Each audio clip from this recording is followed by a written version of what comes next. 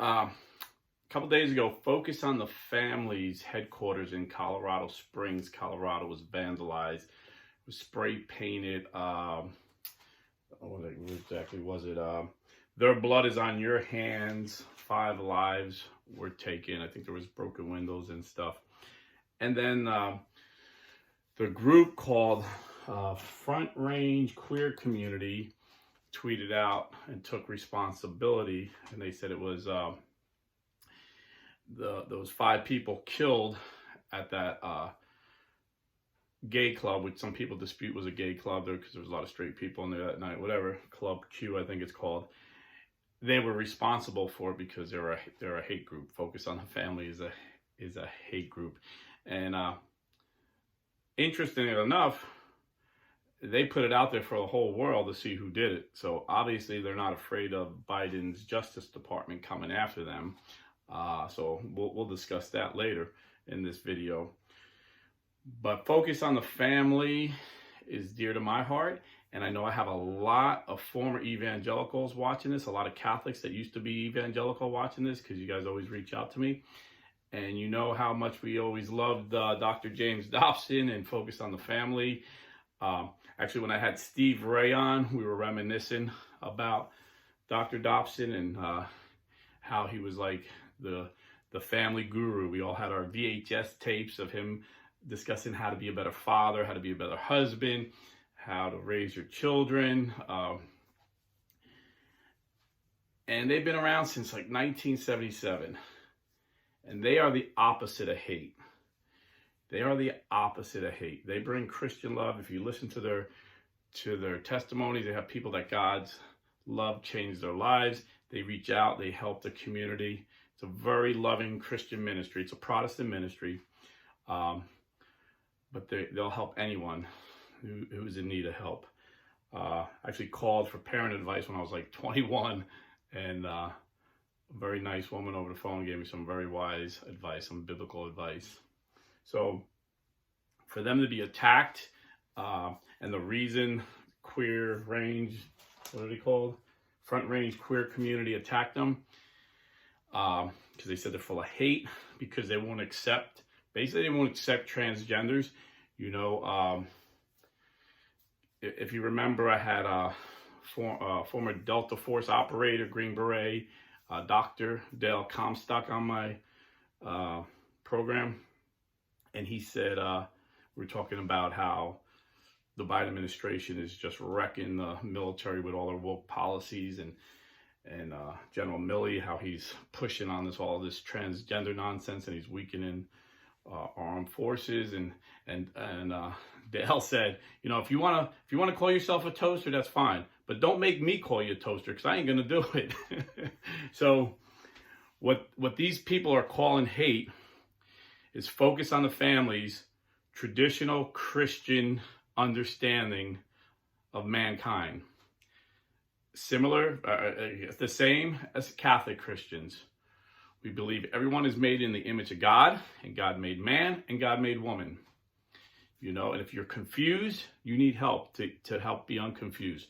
We're not to enable you and say, oh yeah, you were born a man, but now you're a woman. We're not going to do that. We're not going to play these political games, you know. And ironically, they're mad at Focus on the Family because they're saying, if you're a man, you just can't say you're a woman and expect us to believe you're a woman. They're saying, no, if we identify as a woman, you got to respect us as a woman. Ironically, the shooter is transgender and identifies as non-binary, neither one. You know, he could be man one day, female the other day. And the media, who's pushing this narrative that us Christians are causing all this violence, don't believe him. I just see CNN the other day goes, oh, yeah, he's calling himself non-binary and he wants us to believe him. Well, it's your crazy theology, your crazy lifestyle that's getting mad because when someone says it, you're supposed to believe them and you're not believing them. So I find that kind of ironic.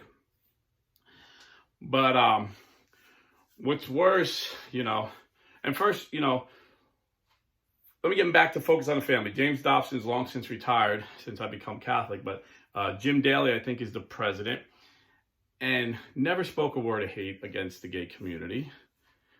He just sticks to Christian values. He's a Christian, you know. And it's funny because I went on the Front Range Queer Community website, and it says college. I don't know if it's really a college or if it's just like you know, they're calling it a college so you can learn about their queer community, but it said, you know, Front Range Queer Community College or something. And they promote, I didn't write it down, but they promote acceptance and non-judgment. You know, they love and acceptance, and you know, again, very hypocritical in their actions. And Jim Daly, after the shooting, condemned it strongly and said, you know, this violence proves the heart of man can be very evil. This was very wicked and this was evil. And he reached out to the community with prayers, and if they needed anything, they would use their resources to help the family. And then even after the queer Rangers, whatever you call them, vandalized their headquarters, he reached out to them in prayer, say, you know, we need to love and respect and use this time to come together, and we'll pray for you guys. He didn't come at them, you know, condemning them then either, you know. And there's such a double standard with our, you know, I know people hate when I get political, but when politics affect the church, we need to expose it. And the Biden administration, they will not go after this queer community for vandalizing a Christian headquarters. That didn't even cross their mind. They're probably thinking about how they could come after focus on the family for causing this, is how these people think. It's backwards.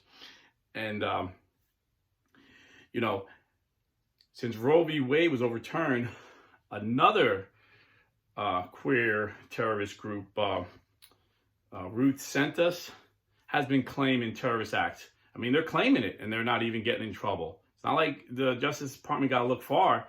They firebombed arson. Like, arson used to be a big thing in this country. Like, we took serious. But apparently with the Biden regime, they don't take it serious if it's against Christians. They firebombed over 50 pro-life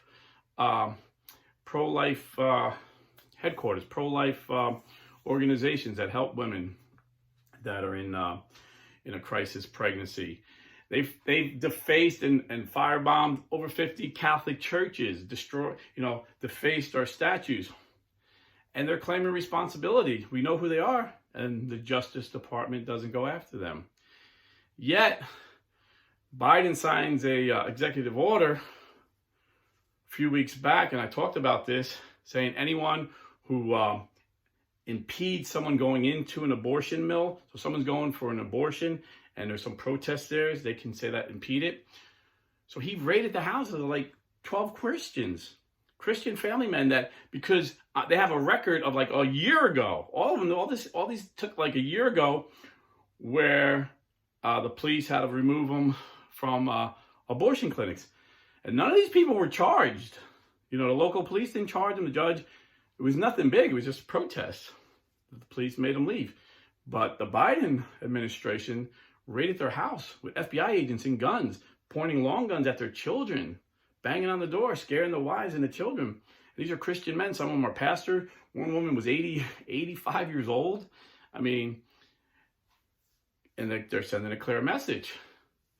We're going to use our political power and our power of law enforcement. We're going to weaponize law enforcement against everybody who disagrees with us.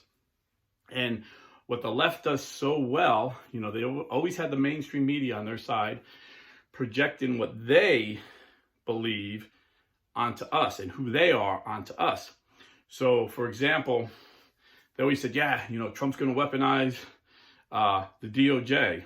And he didn't. I mean, just think about this. Hillary Clinton was found guilty. James Comey, who hated Trump, said publicly, yeah, she was guilty of having and he said there was like 8 top secret, 6 secret, 5 classified, like all this classified material that she should not have had on her private server. And they found them. Then there was 30,000 emails they wanted to see. And they know. James Comey said they use bleach spit. They did what the mafia does when they're about to be raided, when they get a tip. They bleach spit all their computers and then took hammers to all their computers and cell phones that these emails were on. And James Comey said this is criminal. She's guilty, but no reasonable prosecutor will take it to court, so we're going to drop it. Now, you would think if Trump was as vindictive as they say he was, he would have sicked his DOJ on them. But the people he had around him said, no, that's what third world countries, that's what banana republics do. They go after their defeated foe and they throw them in jail. Even though, you know, we had fun chanting, lock her away, and he laughed. He had every right to lock her away, and he didn't, because that's what third world countries do. That's what banana republics do. And what do you see with the Biden administration? They're doing just what a third world banana republic tyrant would do. They raid the home of a former president. And even if he's guilty of what they're saying, that's nothing compared to what Hillary Clinton was guilty of. And Hillary Clinton wasn't even an ex-president. She was a Secretary of State. So, I mean, what they're claiming he did. I remember there being controversy about every other president doing this. The National Archives wanted records and they wouldn't give them back and they had to negotiate. So, you know. And it was kind of funny because now they're taken to the next level. So they're probably going to indict him. They get a special prosecutor. And again, the media is saying, oh, this is a very, very non-biased, non-political guy. This is the most political guy. Again, I'm a political nerd. I've been watching politics my whole life. Jack Smith, during the Obama administration, Obama really started to weaponize the DOJ and all the other departments. So he had Lois Lerner. She was the head of the IRS. She investigated and audited like almost 1,000 conservative organizations, tied them up, cost them so much money they had no money left to donate to the Republicans.